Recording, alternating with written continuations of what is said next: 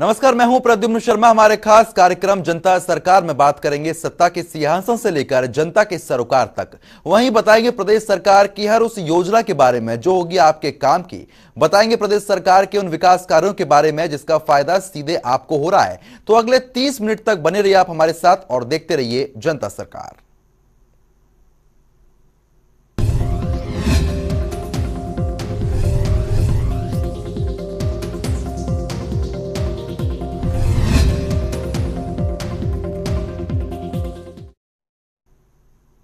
शिक्षा मंत्री कंवरपाल ने कैबिनेट बैठक के बाद प्रेस वार्ता के दौरान बताया कि हरियाणा विधानसभा का शीतकालीन सत्र आगामी 17 दिसंबर से शुरू होगा, जो 21 दिसंबर तक चलेगा। उन्होंने कहा कि सेशन के संदर्भ में कैबिनेट बैठक में तय की गई तारीख को हरियाणा के महामहिम राज्यपाल के समक्ष भेजा जाएगा। उनकी स्वीकृति के बाद विधानसभा की बिजनेस एडवाइजरी कमेटी की बैठक होगी। साथ ही शिक्षा मंत्री ने कहा कि कैबिनेट की बैठक में हरियाणा परिवहन विभाग में ग्रुप बी के सेवा नियम 2021 को स्वीकृति प्रदान की गई है। राज्य परिवहन विभाग के कर्मचारियों की सेवा शर्तों के नियंत्रण और शासन के लिए ये नियम भी बनाए गए हैं। रिपोर्ट आप देखें।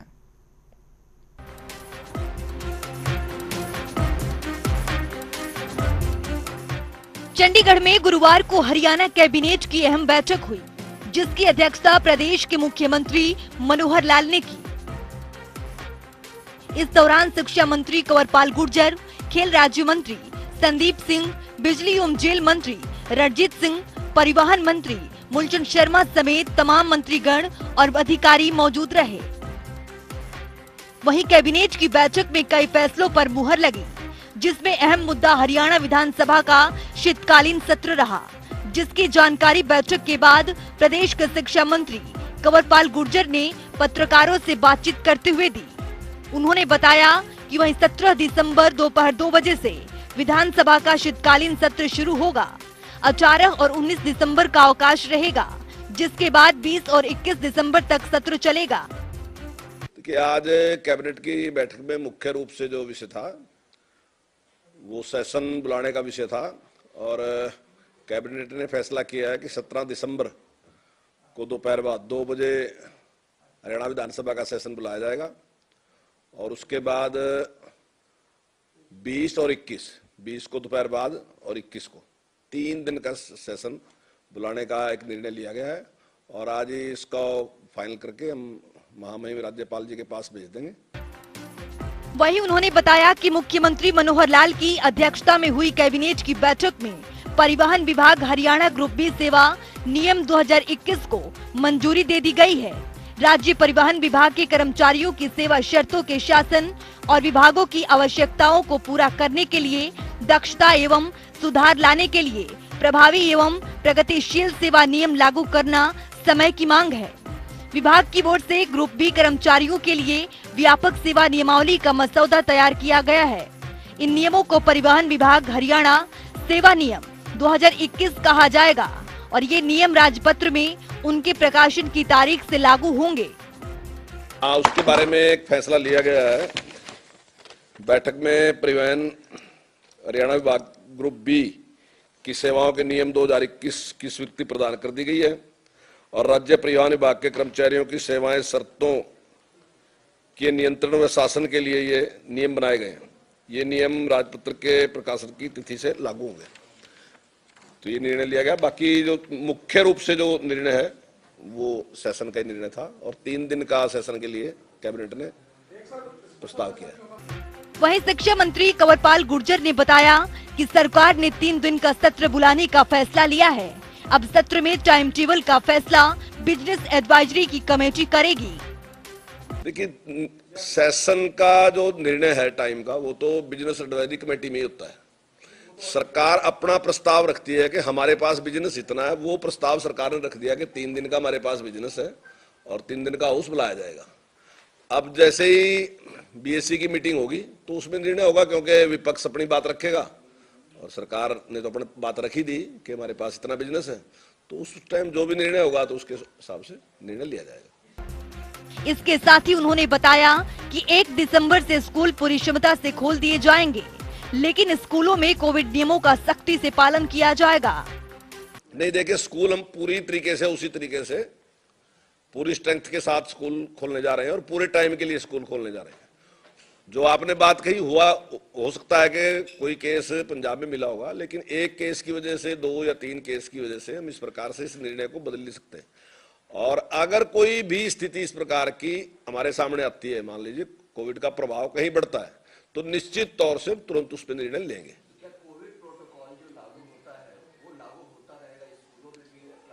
हाँ बिल्कुल, जिस प्रकार से पहले से लागू है। अभी हमारे स्कूल काफी लंबे टाइम से खुले हुए हैं और वो कोविड प्रोटोकॉल पहले से भी चल रहा है, और आगे आने वाले टाइम में भी जब स्कूल पूरी स्ट्रेंथ के साथ खुलेंगे उसमें भी उस प्रकार से लागू रहेगा। वहीं उन्होंने बताया कि हरियाणा सरकार अपने तमाम विभागों के जरिए अपने नागरिकों को कई सेवाओं के सुचारू वितरण को कारगर बनाने के ठोस प्रयास कर रही है। विभाग अपने कार्य क्षेत्र का विस्तार और योजनाओं एवं कार्यक्रमों की समीक्षा या युक्तिकरण कर रहे हैं।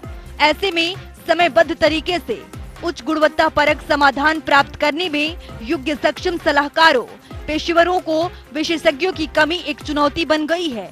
ऐसे में कार्यक्रमों के लिए मिशन, विजन और लक्ष्यों को परिभाषित करने और विजन को हकीकत में बदलने की रणनीति तैयार करने के लिए मुख्यमंत्री मनोहर लाल की अध्यक्षता में हुई मंत्रिमंडल की बैठक के दौरान national institute for smart government और राज्य सरकार के बीच एक समझौता ज्ञापन पर हस्ताक्षर करने के प्रस्ताव को मंजूरी दी गई, ताकि सार्वजनिक और निजी क्षेत्रों से अनुभव और विशेषज्ञता प्राप्त कर इन हाउस क्षमताओं में वृद्धि और सुधार किया जा सके।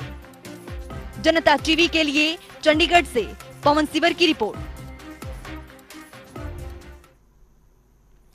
चंडीगढ़ में कृषि एवं किसान कल्याण विभाग की बैठक हुई, जिसकी अध्यक्षता प्रदेश के कृषि मंत्री जेपी दलाल ने की। इस दौरान विभाग के सभी अधिकारीगण मौजूद रहे। वहीं बैठक के दौरान कृषि मंत्री ने अधिकारियों को निर्देशित करते हुए कहा कि कृषि विभाग की तरह मत्स्य और डेयरी विभाग के प्रगतिशील किसानों को भी सम्मानित किया जाए, जिससे हर क्षेत्र में कार्यभार सभी किसान अपने आप को आगे बढ़ा सकें। बैठक में अधिकारियों ने कृषि मंत्री को खाद के विषय पर अवगत करवाते हुए बताया कि केंद्र से प्रदेश को प्रतिदिन डीएपी के 2 रैक मिल रहे हैं और 25,000 एमटी से अधिक खाद का स्टॉक है। वहीं कृषि मंत्री जेपी दलाल ने कहा कि प्रदेश में रबी फसलों की मैपिंग का प्लान तैयार किया जाएगा, ताकि मैपिंग के दौरान किसी भी तरीके की समस्याओं का सामना ना करना पड़े। वहीं उन्होंने यूरिया के संबंध में बताया कि 1,19,000 मेट्रिक टन से ज्यादा यूरिया खाद का स्टॉक है। केंद्र से यूरिया लगभग 10,000 मेट्रिक टन प्रतिदिन मिल रहा है। उन्होंने कहा कि केंद्र सरकार रबी फसलों की बुआई के लिए 31 दिसंबर 2021 तक प्रदेश को 4.5 लाख मेट्रिक टन यूरिया उपलब्ध करवा देगा।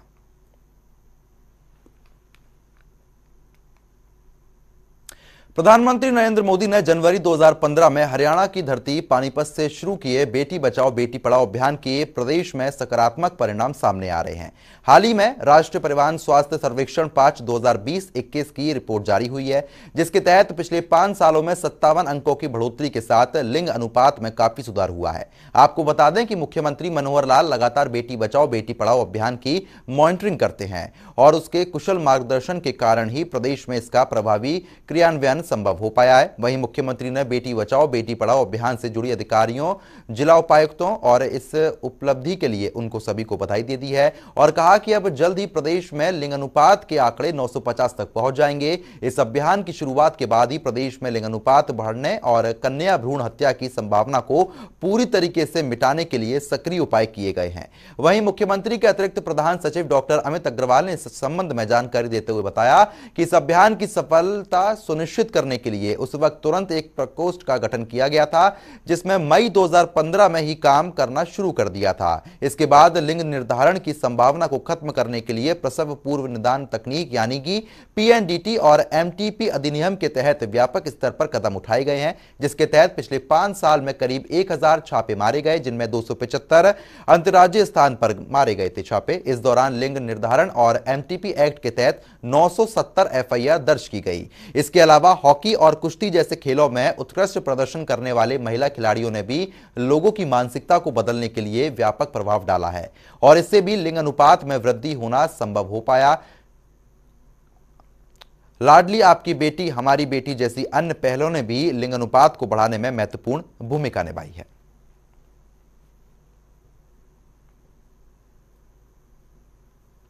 तो ग्राफिक्स के जरिए एक बार आपको समझाते हैं, जहां पर राष्ट्रीय परिवार स्वास्थ्य सर्वेक्षण 5 की रिपोर्ट यहां पर जारी हो गई है। इस रिपोर्ट के आधार पर ये आंकड़े सामने आए हैं, जहां पर लिंग अनुपात में 57 अंकों की वृद्धि हुई है। 5 साल में 57 अंकों की बढ़ोतरी हुई। इसके चलते बेटी बचाओ बेटी पढ़ाओ जो अभियान है वो सफलता की ओर अग्रसर है। जल्द 950 पहुंचेगा लिंग अनुपात का आंकड़ा। तो वहीं हरियाणा सार्वजनिक उपक्रम ब्यूरो के चेयरमैन सुभाष बराला ने हरियाणा सिविल सचिवालय में सार्वजनिक उपक्रमों की स्थिति समिति की बैठक ली है। इस बैठक में राज्य के सार्वजनिक उपक्रमों से संबंधित कई प्रस्तावों और मुद्दों पर चर्चा की गई। इस मौके पर कर्मचारियों और अधिकारियों के वेतन पर भी चर्चा हुई है। वहीं इस बैठक में हरियाणा महिला विकास निगम, हरियाणा ग्रामीण विकास प्रशासन बोर्ड, कृषि उद्योग निगम, हरियाणा राज्य भंडारण निगम और हरियाणा विद्युत प्रसारण निगम लिमिटेड पर भी चर्चा की गई है। वहीं सुभाष बराला ने कहा कि सभी के हित को देखते हुए मुद्दों पर कोई निर्णय लिया जाएगा।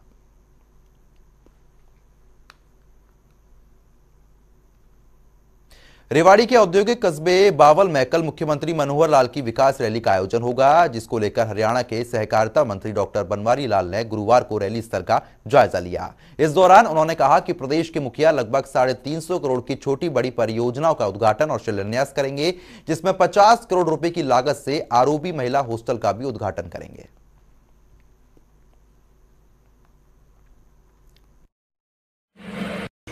कल की जो हमारी रैली है उसकी तैयारियां ज़ोरों पर चल रही हैं और सब तरह की तैयारी हमने कर ली है। लोगों में भी जिस तरह से हम पूरे हल्के में इन्विटेशन देने गए तो उसमें काफ़ी जोश है लोगों में, क्योंकि पिछले 7 साल में जिस तरह से माननीय मनोहर लाल जी ने, माननीय मुख्यमंत्री जी ने प्रदेश का सारा ही विकास कराया है, लेकिन बावल विधानसभा क्षेत्र में जिस तरह से बड़ी बड़ी परियोजनाएँ आई हैं उससे हमारे यहाँ के लोग काफ़ी खुश हैं और लोगों में काफ़ी जोश है। और कल जो रैली होने वाली वो काफ़ी अच्छी ऐतिहासिक रैली होने वाली है।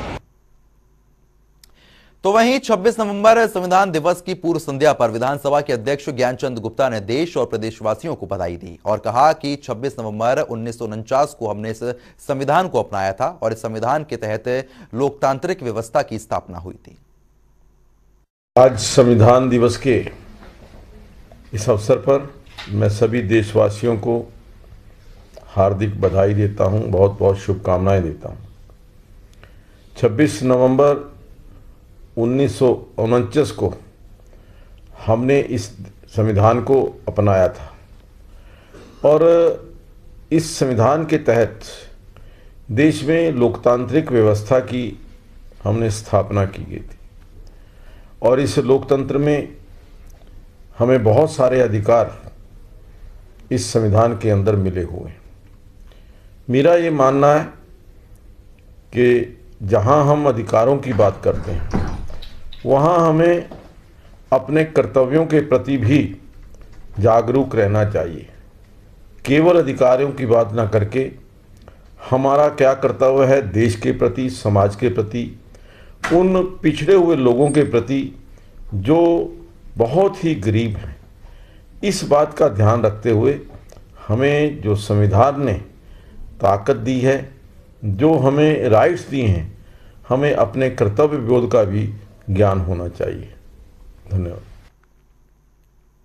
हरियाणा विधानसभा के अध्यक्ष ज्ञानचंद गुप्ता ने पंचकुला के गांव बुढ़ानपुर में नए ट्यूबवेल का उद्घाटन किया। वहीं उन्होंने 35 लाख रुपए की लागत से नए ट्यूबवेल की शुरुआत की है, जिसकी गहराई लगभग 650 फुट है और ये ट्यूबवेल 4 महीने में बनकर तैयार हो जाएगा। साथ ही उन्होंने बताया कि इस ट्यूबवेल के बनने से बुढ़ानपुर और इंदिरा कॉलोनी में पानी की दिक्कतों से लोगों को राहत मिलेगी।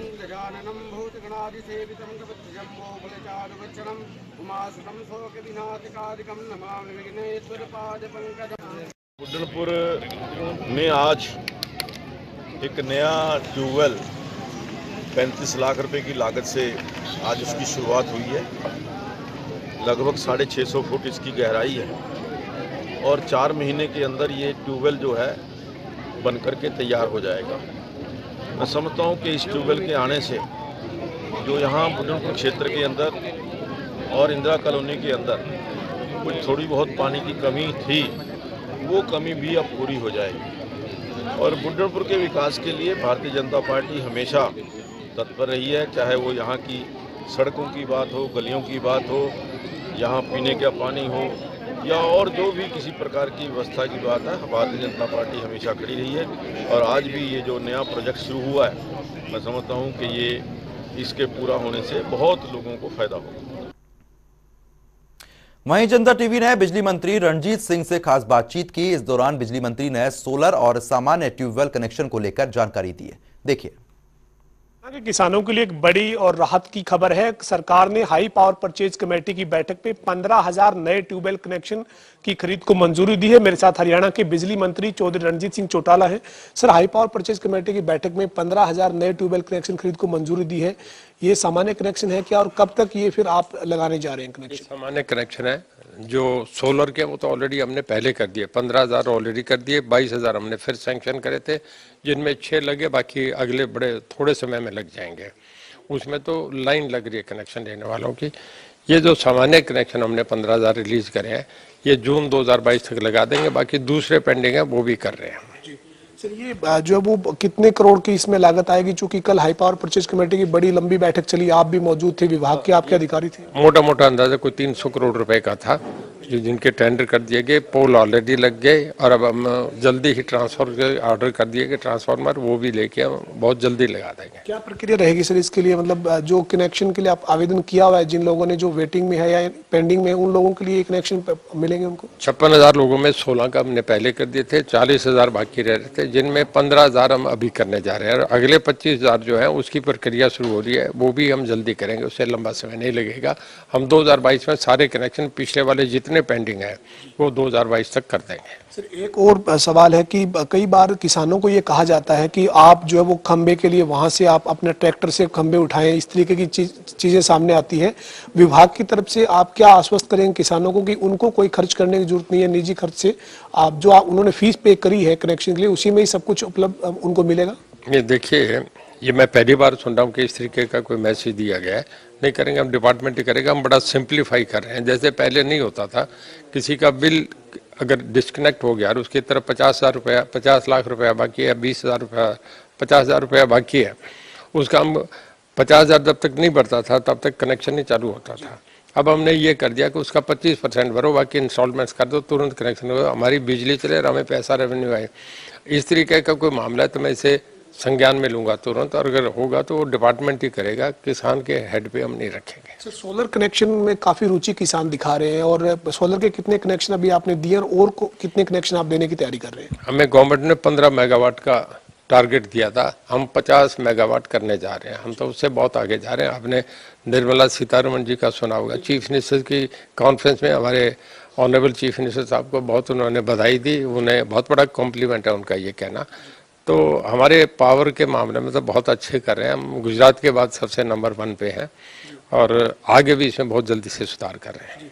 तो बिजली के लिए जो ट्यूबवेल कनेक्शन, अब किसानों को इंतजार नहीं करना होगा। आपके मुताबिक एचपीसीसी यानी हाई पावर परचेज में जो मंजूरी मिले, उसके बाद बाकी कनेक्शन भी 2022 तक पेंडिंग है, वो सब दे दिए जाएंगे। जो पेंडिंग है वो सारे कर दिए जाएंगे। उसके लिए हम कर रहे हैं कि हम इसे काउंटर पे लोगों को देना शुरू करें, पैसा लें और उन्हें ये कह दें कि हमारा एसडीओ और जेई मौके पे जाए, ये वेरीफाई कर ले कि अप्रूव्ड मोटर है, कि जो हमने 8 मोटर्स दिए हैं वो करके हम इस चक्कर में नहीं रखें कि उन्हें लंबे लाइन में रखें कि फटाफट कनेक्शन दो।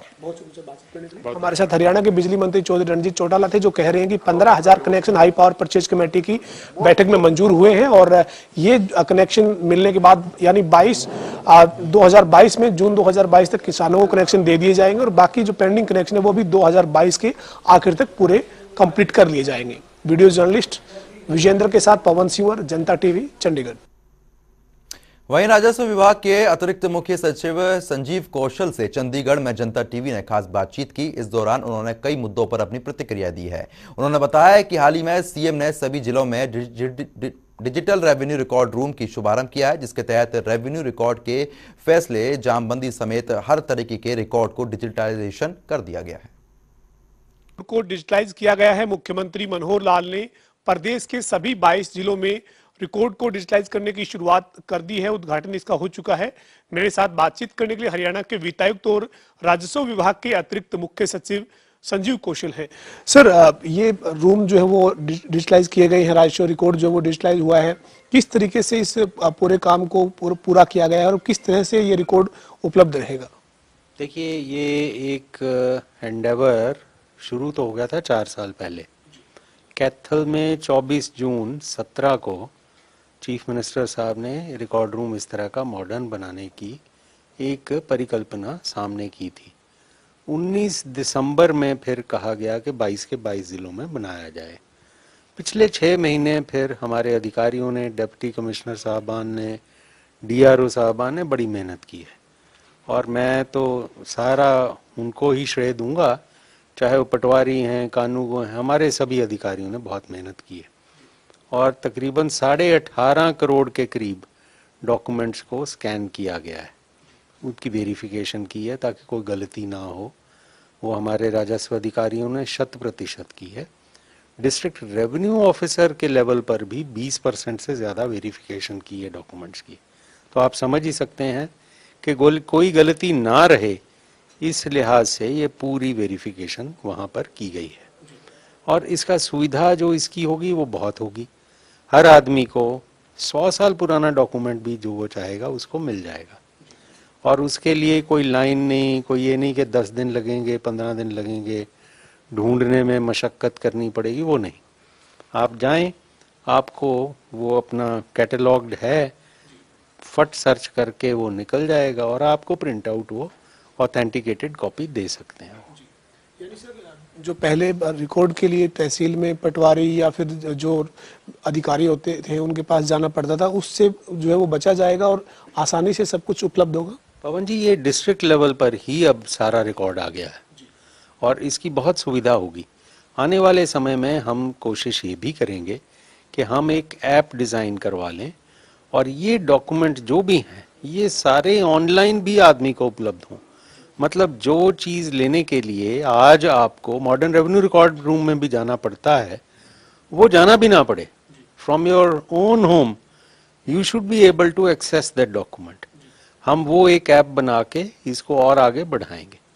तो सर, ये जो किया गया है इसके पीछे वजह क्या रही? जैसे आपने बताया कि 2016 जून में इसकी जो है वो पायलट के तौर पर इसको कैथल से शुरू किया गया था, लेकिन अब इसके बाद इसको जो है वो क्यों बनाने की जरूरत पड़ी? क्या कारण रहे कि ये जो है वो इसको आपको लागू करना पड़ा? देखिए, इसका लोगों को बहुत फ़ायदा है। आमतौर पे जब कोई रेवेन्यू रिकॉर्ड लेना होता है तो लोगों को काफ़ी मशक्क़त करनी पड़ती है, अब वो सुविधा हो जाएगी। देखिए, एक चीफ मिनिस्टर साहब की और भी कोशिश है, ये एक उसी में एक बहुत बड़ी कड़ी है।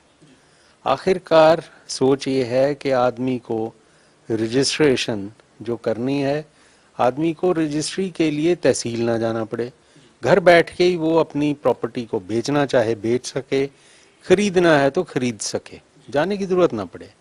दूसरा ये भी है कि आपको हर तरह की सुविधा हो। एक जो आमतौर पर बहुत ज़्यादा लोगों ने रिपोर्ट नहीं किया, एक बहुत महत्वपूर्ण एक फैसला किया चीफ मिनिस्टर साहब ने। मैं तो सबसे ज़्यादा डिप्टी चीफ मिनिस्टर साहब को भी इसका क्रेडिट दूंगा, उनका भी साथ था। वो ये फैसला हुआ कि जो भी रजिस्ट्री होती है उसका जो इंतकाल होता है, आप जानते हैं म्यूटेशन होती है, वो ऑटोमेटिक होनी चाहिए। उसमें डिस्प्यूट का तो कोई मतलब ही नहीं। आपने ऑनलाइन अपॉइंटमेंट दे रहे हैं, आप सारा कुछ वेरीफाई करवा रहे हैं, NOC, NDC सब कुछ ले रहे हैं। जब रजिस्ट्री होती है तो उसके बाद कोई पटवारी को जलसाए आम करने की तो कोई ज़रूरत नहीं, ना तहसीलदार को। तो ये इंतकाल दर्ज होना चाहिए ऑटोमेटिकली। ये चीज़ जब की गई 6-7 महीने पहले, वो बहुत ही उसका फ़ायदा हो रहा है और हम DC से मॉनिटर भी कर रहे हैं, DC आगे भी करते हैं कि ये ऑटोमेटिक म्यूटेशन होनी चाहिए, आदमी को दिक्कत ना हो।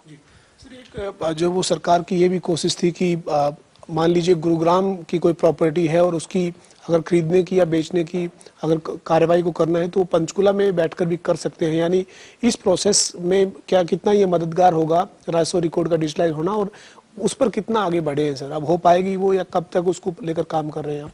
देखिए, ये चीज़ डिजिटाइजेशन एक कड़ी है उसी की। अब यही प्रोसेस है कि आपने हर चीज़ को डिजिटाइज करना है। जब हम हर चीज़ को डिजिटाइज कर लेंगे, प्लस हमारा स्वामित्व और रेवेन्यू एस्टेट्स की भी डिजिटाइजेशन इसी तरह से हो जाएगी, मैप्स बन जाएंगे, हर खसरा नंबर को हम GIS मैपिंग कर लेंगे, तो तब हमें ये सुविधा होगी कि किसी भी सिटीज़न को अपना कोई प्लॉट है, उसने एक पर्टिकुलर सेक्टर में, अगर उदाहरण दूं तो वो जीपीएस एनेबल्ड है, हर चीज उसमें क्लियर है, उसमें कलेक्टर रेट आता है, व्यक्ति कितना उसमें सोचता है नहीं मेरी उम्र इसकी तो कीमत इतनी होनी चाहिए, वो सारा कुछ लिखा व्यक्ति के सामने हो, खरीदने वाला खरीद सकता हो, और फिर रजिस्ट्रेशन कराने के लिए तहसील जाना ना पड़े, ऑनलाइन प्रक्रिया हो। अल्टीमेटली यहीं पर हमारा भारत पहुंचेगा और हम उसके लिए ये लीप्स में बहुत लीप फ्रॉग हम कर रहे हैं, तेजी से ये काम कर रहे हैं, आखिरकार वहीं पे आएंगे। हमारे साथ संजीव कौशल थे जो राजस्व विभाग के अतिरिक्त मुख्य सचिव हैं और हरियाणा के वित्तायुक्त हैं। जानकारी दी है कि जो प्रदेश में सभी जो राजस्व रिकॉर्ड के लिए जो रूम हैं वो डिजिटलाइज किए गए हैं, इससे लोगों को फायदा होगा। इसके अलावा भी तमाम मुद्दों पर बातचीत की है। वीडियो जर्नलिस्ट विजेंद्र के साथ पवन सिंह, जनता टीवी, चंडीगढ़। तो फिलहाल जनता सरकार में अभी के लिए सिर्फ इतना ही। बने रहिए जनता टीवी के साथ। नमस्कार।